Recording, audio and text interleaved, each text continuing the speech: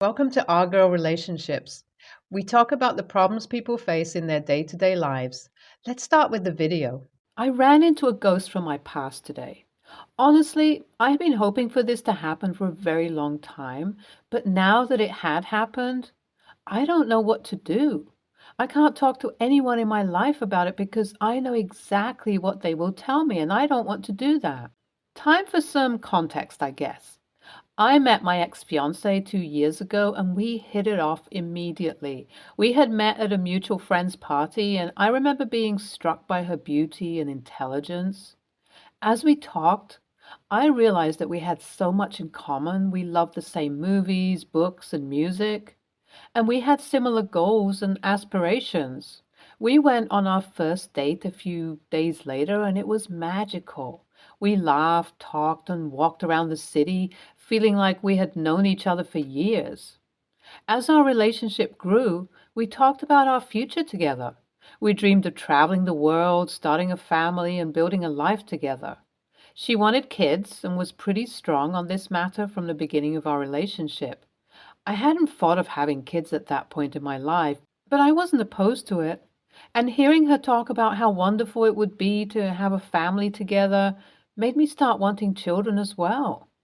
I was the happiest man alive. I felt like she was making me the best version of myself. On our first anniversary, we got engaged on a beautiful beach in Hawaii and we were thrilled to start planning our wedding. We spent countless hours discussing the details, the venue, the flowers, the food, the music. We were excited to celebrate our love with our friends and family. But then everything fell apart. 2 days before our wedding, she called me and told me that she couldn't go through with it. She didn't give me a reason and hung up before I could have said something. I was left confused and heartbroken. I tried to call her, but her phone was turned off. I went to her apartment, but she wasn't there. It was like she had disappeared into thin air. She had deleted all her social media accounts as well, and despite begging and pleading with her friends to tell me where she was, all of them said that she had told them she couldn't go through with the wedding and we shouldn't try to find her because she was happier wherever she was. I was devastated. I couldn't eat or sleep, and I felt like my life had lost its meaning. I had no idea what had gone wrong, and I couldn't stop blaming myself. I had thought that we had a happy relationship, but I realized that I had missed some signs. She had been distant and distracted in the weeks leading to the wedding, but I had attributed it to stress and exhaustion. I mean, even I was distracted and nervous. I played every conversation we had over and over in my head, hoping to find a clue I had missed, but I couldn't think of anything. She was just gone. The life I had dreamt of for almost 2 years had just slipped away from me, and I didn't even know whom to blame. People told me lots of things. Many people said that she must have fallen in love with someone else. But I wouldn't listen to a word against her. I was madly in love with her. As time passed, I tried to move on with my life. I dated other people, got a new job, and moved to a new city. I tried to forget about her, but I couldn't. She had left a permanent mark on my heart, and I couldn't shake off the feeling of emptiness and regret. I kept hoping to run into her one last time, just so I could ask her what went wrong. I spent many sleepless nights wondering if she was safe and happy. Every time I got a text or call from a number I didn't recognize, I used to hope it was her. But she never reached out to me. It has been 6 years since our broken engagement, and I've had no contact with her since then. But something happened today that has turned my life upside down. I'm on vacation in Hawaii. I was sitting at this small shack by the beach enjoying my beer when I saw her. At first, I thought I was imagining things, but it was her. My heart started racing and I felt like I was going to faint. She had 2 children with her, a boy and a girl, and they were playing together in the park.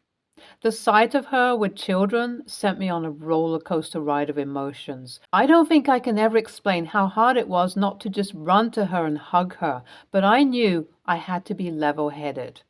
I spent the rest of the day following her, trying to figure out where she lived. It wasn't hard. She lived in a small house on the outskirts of the city in a quiet neighborhood. I parked my car a few blocks away and watched her from a distance, trying to gather the courage to approach her, but I couldn't do it. I was parked in that spot for hours, and after it got dark, I saw a car pulling over in the driveway. My heart skipped a beat. A man stepped down and made his way to the door. My ex opened the door with one of the kids in her arms and hugged him. They were a family. It was gut-wrenching. So she had just moved on. She has a family of her own now and seems to be happy. Apparently, I'm the only idiot still hung up over her wanting answers. I drove away and spent almost the entire night at the spot where I saw her. I wonder if she'll come back here again tomorrow. I know that I should probably leave her alone, but I just can't get rid of my curiosity. I don't want to ruin her family or anything. I just want answers. I'm wondering if I should go up to her and try to talk. Maybe she'll come back to the same spot tomorrow, or maybe I could show up at her place. I'm extremely conflicted and would love any form of advice. WIBTA if I go up to her and demand answers about what happened? Update 1. I can't believe my first ever Reddit post got so popular. I really appreciate all the insights that you guys have provided in the comments. A lot of people have told me that I should just leave her alone and let go of the past. I agree that I should do that, but it's been 6 years and I've still been unable to let go. I don't think I can ever let go unless I get some closure. A lot of you have said that I shouldn't show up at her house as that might scare her. You guys are probably right. I plan on staying here for 5 more days, and I'll just hope that she shows up at that spot where I saw her again. I truly have no intention of ruining her family or scaring her. I just want some answers. Wish me luck. I'll make sure to drop in an update if I see her and we get to talk. Update 2. I waited in the same spot for 4 days and almost gave up all hopes of ever seeing my ex again, but I guess fate took a liking to me today and I saw her. I was hit by a wave of anxiety the moment I saw her. I had imagined this exact situation so many times, but now that it was finally here, I couldn't bring myself to move out and go up to her. I somehow managed to gather every last bit of courage I had and walked up to her. I called out her name from a distance and she turned around to look at me. She looked like she had seen a ghost.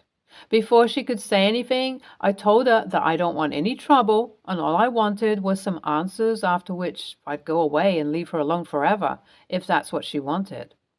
She looked hesitant but agreed to talk to me. We didn't talk for a very long time, maybe around 15 minutes at most, but the things she told me will probably haunt me forever. She told me that she had been married before she met me and had a kid. When the kid was around 3 years old, she developed a drinking problem. It got to the point where she was falling asleep during the day because she was drinking so much wine all day. Her husband tried to get her help, but when nothing seemed to be working out, he divorced her and got full custody of the children. After the divorce and losing her kid, she got her drinking under control and tried to get back with her husband, but he didn't trust her. She moved to my city to be away from all the bad memories and then met me. Apparently, the day she left me was the day her ex-husband reached out to her out of the blue. He had somehow found out that she was getting married, and that apparently made him want to give their relationship another shot. She couldn't say no to him and decided to leave me and be with him. They had been together ever since and had another kid.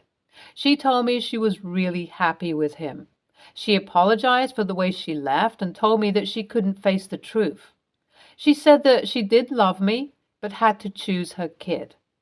I was still just processing everything she had just said when she told me that she needed to go and said goodbye. She apologized one last time and told me to leave her alone now that I have my answers. I'm just in shock. I've loved her for so many years, and she had hidden such a huge part of her life from me. I don't know what to think anymore. Update 3. I've left Hawaii, probably forever. I don't think I can ever go there again. Some people ask me if I'm going to tell the people in my life about what happened, and honestly, I don't think I will. I think I just want to keep this to myself and hope that I can finally move on now that I've gotten closure. Thanks for tagging along, guys. You were NTA for wanting to confront your ex. I'll admit that following her and her kids was creepy and could have probably gotten you in trouble, but honestly, who can blame you? I'd do the same if I was in your situation. I'm glad you found closure. Hopefully, you'll be able to move on and meet someone really great soon. Good luck, OP. NTA, I'd have probably confronted her the moment I saw her. You have some incredible self-control. It must have been devastating to find out what you did, but sometimes we just need a tough lesson to let go of things. Next story. I'm 22, female, and I'm ready to get the heck out of this house. I want to move out, but I've had the same argument with my parents over and over again about leaving.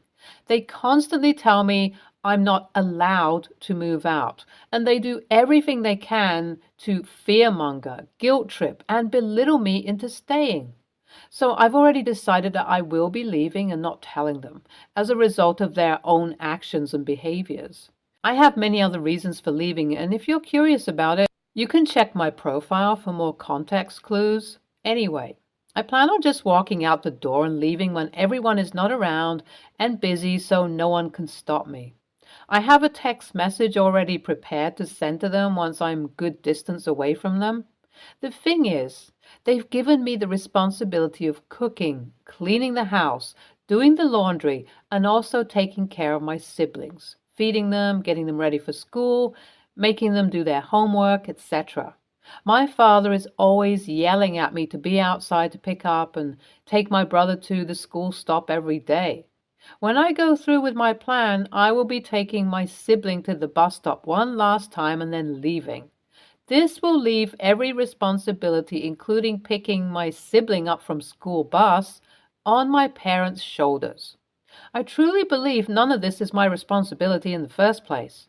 I completely agree with the idea of doing chores around the house, but demanding that your oldest child becomes a full-time maid, chef, third parent, and more to make your life easier does not seem at all my responsibility.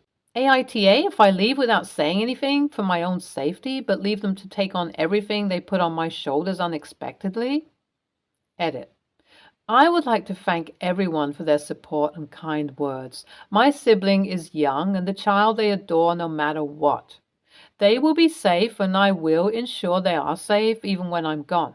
My entire worry in this post was leaving them to get picked up by my parents, but you guys have reassured me that it's definitely okay as long as I tell them far ahead of time. I plan to tell them almost 7 to 8 hours ahead, so they'll have plenty of time to prepare and handle it. I completely hope you go through with this. You do not owe them anything. You're definitely not responsible for their children. I had to sneak out of my parents' house at your age while they were at church. I told them I was taking a different car because I'm late and still getting ready. There was no amenable way of leaving, just an unhappy, trapped adult. And they will be furious that they are losing their servant child. They sound absolutely toxic. I promise you'll be so much happier with freedom. I hope the best for you. NTA. NTA for leaving, but please make arrangements so that your brother is not left unattended at the bus stop when he gets dropped off after school on the day you leave. None of what you are describing or hinting at is his fault. NTA, make sure you take important papers. Any money you have, empty any bank accounts, quietly make a bag of clothes and other essentials and hide it outside. Depending on the country, you should tell the police that you are willingly leaving an abusive situation. That way they won't accept a missing person report. Be careful and safe. Next story. I, male, 27, moved in the same city as my sister, female, 33, and her family. For a month now, she'd call me at 3 p.m. and tell me she'd be at the bar for a couple of drinks and to get away from the kids and the house and responsibilities and so on. Then ask me to come pick her up and drop her off at home. Her husband is usually on a long shift when this happens, and the kids are usually with their aunt, my sister's friend. I was fine with that. I didn't agree it was the best way to unwind, but I just went along and did what she asked.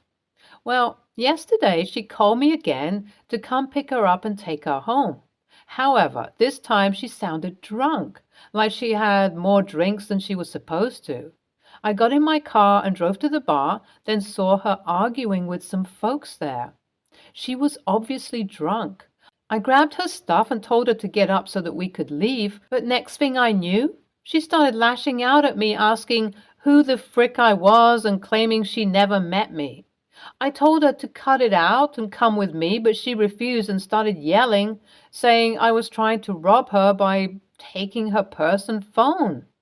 Some guys got involved, and I was told to leave even after I showed them identification that proved we were family. I was pissed. I sat in the car and called her husband. I told him where she was and said that he needed to come pick her up. He was both shocked and livid. I went back home and went about my day. The next morning I woke up to a loud knocking on my door. It was my sister, and she was furious. She started yelling at me, saying I messed up by calling her husband and not only telling him where she was, but telling him to go get her when I was supposed to do that. I said I was there, but she acted like I was a stranger. She said that I screwed up, exposed her, and caused a huge problem between her and her husband. I said it wasn't my fault. She was hanging out in a bar drinking while leaving her kids at home, and that she should have been honest with her husband. She said I don't understand and that I don't get to dictate how she lives her life. We argued, then she left. She got our parents to call me to scold me for exposing her instead of being there for her, since she's obviously going through stuff. Things are a mess now. AITA? NTA, you can't pick up a grown adult if she refuses to go with you. Calling her husband was the only reasonable thing to do. If she didn't want to reveal her drinking to him, she shouldn't have gotten so drunk that she threw a tantrum and pretended not to know you when you tried to do as she asked. Make sure your parents have the whole story. She probably told them an edited version. Then ask her what the hell you were supposed to do when the bar was forcing you to leave without her, because she wouldn't admit she asked you to come get her. NTA, what did your sister expect you to do? You went to pick her up at her request. Your sister pretended she didn't know you. At that point, your options were 1. Risk getting your nose broken in a bar fight or risk getting arrested for trespassing. 2. Leave her to her own devices. Or 3. Call someone else to pick her up. And her husband was the natural choice. If there's a huge problem between her and her husband, that's the consequence of her getting blackout drunk. And while your sister is right that you don't get to dictate how she lives her life, she can't invite you into her life, pop off in the manner that she did, and then expect you to throw your hands up and do nothing. Your sister sounds like she needs some serious treatment. I hope she gets it in time. NTA, at all. She clearly has a drinking problem, and if she's doing this regularly, she's not taking care of her kids. You've been driving her home for a month. Most people would not agree to act as a free taxi service for a drinker. You have done a lot for her, and she has not appreciated it. Of course, you did nothing wrong when you called her husband. She was drunk, and it's unsafe to be a drunk woman without transportation. She created major problems for you at the bar. You have no choice but to call her husband. You do get to tell her how to live her life when she is asking you to help her do it and causing problems for you with strangers. She's 100% responsible for the problems with her husband. It sounds like she's in denial about how serious her drinking is. Like most people who drink too much, she's not taking responsibility for her behavior. Stay tuned for more stories from our girl relationships.